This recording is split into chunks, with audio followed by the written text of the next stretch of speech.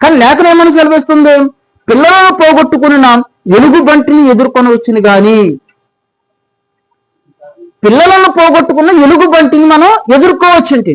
దీనికి అర్థం ఏంటంటే, మామూలుగా ఎలుగుబంటి యొక్క స్వభావం ఎలాగుంటుందంటే అది క్రూరంగానే ఉంటుందండి.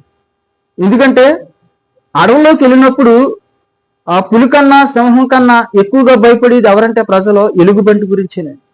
అది చాలా భయంకరమైనది.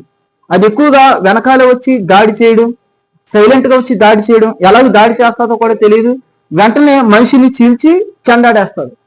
అటువంటి స్వభావం ఎవరిదే? ఎలుగుబంటిది. మామూలు స్వభావమే దాని క్రూరమైనది. మరి అటువంటిప్పుడు పిల్లల్ని కందే కొన్ని నెలలు మోసింది ఎలుగుబంటి. మోసిన తర్వాత ఆ పిల్లలు పోయారు, అంటే చనిపోవడమో లేక ఏదైనా జంతువు తినేయడమో ఏదో జరిగింది. ఇప్పుడు పిల్లలు పోగొట్టుకుంది, అసలే దాని స్వభావమే క్రూరమైనది.